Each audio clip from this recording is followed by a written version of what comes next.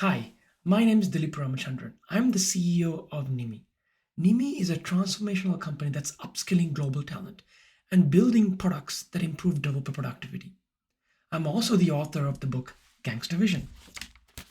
Now, I wrote Gangsta Vision because over my 15-year career in product management, I learned how difficult it is for product managers to really break through their ceiling and to become senior leaders.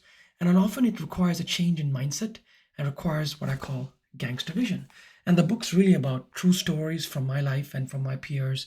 And it's a tool to encourage you to break your boundaries and to find your um, true potential and your gangster vision.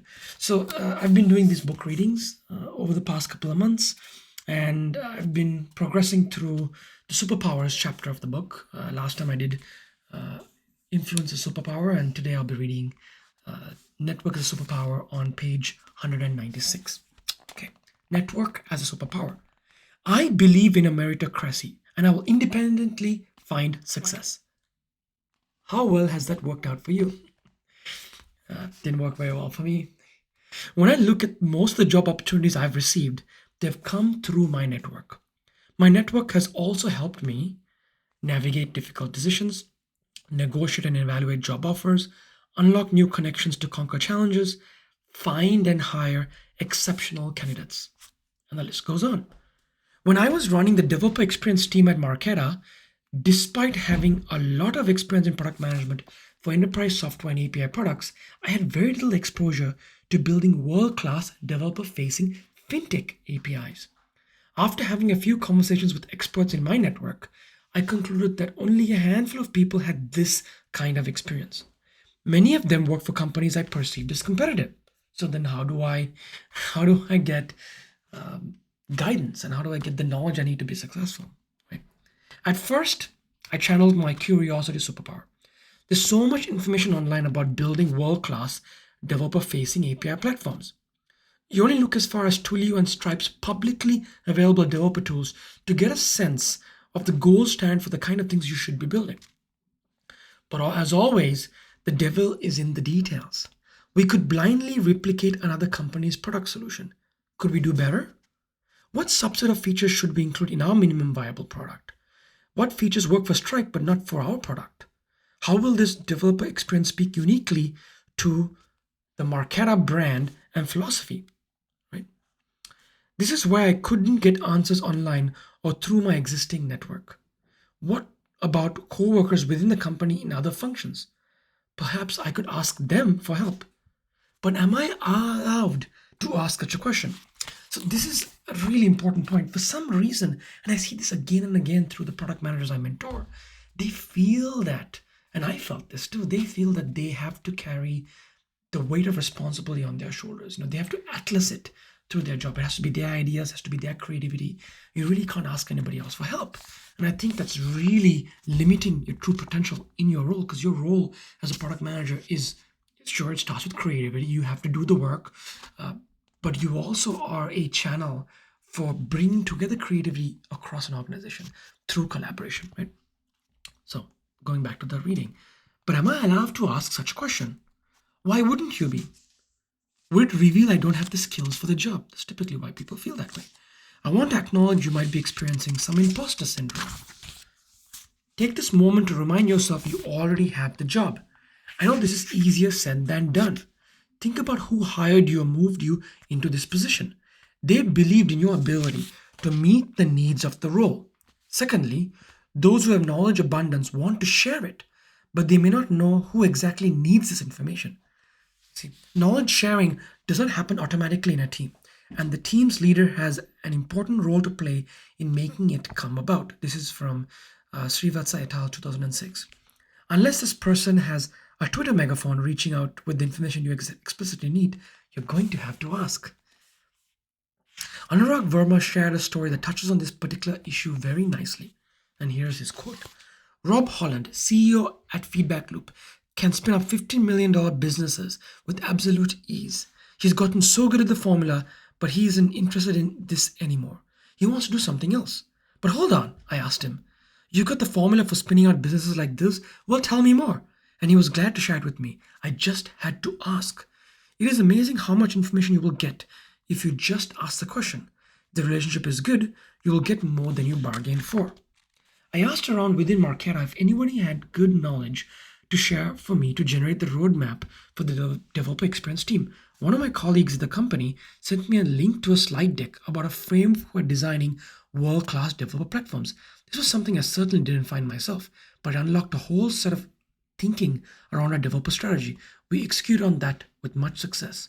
Another common complaint I hear is, I don't have a network. Is that really true? Are you telling me you don't know anyone? I often point them to someone who could help them and is either directly or mutually connected to them already.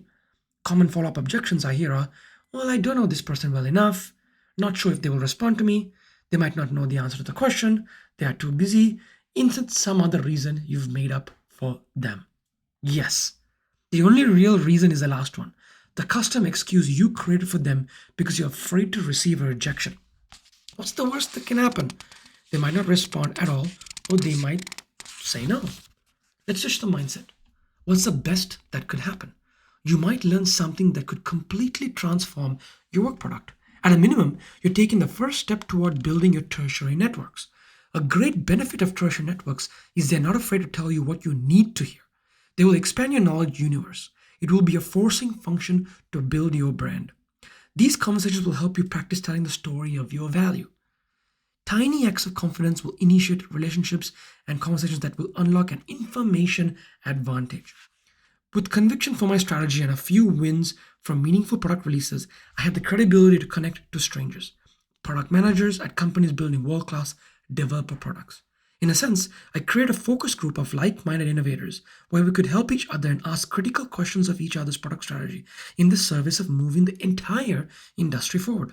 Some might say too many ideas might create confusion, but this is within the scope of the product management job. The best product managers consume a fire hose of information and synthesize it to make their own recommendations. When you apply the superpower of network, you get next level product thinking. Mercenary product managers tell themselves, I can do it all by myself. Don't do it. Gain true ownership for your product by building and growing your network as a missionary product manager. Here's a going after section in the book that comes in most of the chapters that I have. Some tip that you can take today and implement it immediately. Okay, write down 5 people outside your network whom you think you could learn from. You think you haven't had the time to connect? I want to make this as easy as possible for you to get started today. Follow them on LinkedIn or Twitter or whatever social media tool you're using and they're active on. It should only be a few clicks. Set aside 5 minutes a day to monitor what they're saying. You might already start learning a few things from them. Do one engagement with them a week. It could be liking a post or commenting with your opinion or asking a follow-up question. They might not get back, but trust me on this. They or someone in their team saw it. Do this consistently. Scale up as you feel comfortable. Most likely you will start enjoying this as you build and join communities around your interests.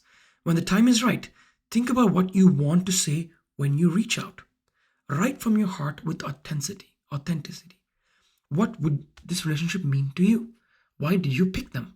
Keep revising the message so it is succinct while uniquely you. Now, when you send this cold outreach or connection request, you're bound to see more success. Trust me, more people are willing to help you than you think. And it'll take time. I think I would say that when I, in the particular example, reached out to people, it was a multi-month, almost a year-long process to build my network. And now as an author of a book and CEO of a company, I'm building my network. And I am, in some cases, receiving or achieving the goals that I set out 2 years ago. So, network can be an amazing superpower. It requires investment from your part. It requires your open-mindedness around it and really accepting that it can really help you. That's the first step. And then you got to put in the work.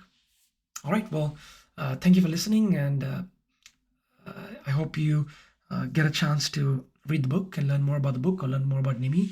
If you have any questions, comment below, ask questions. All the best. Good luck.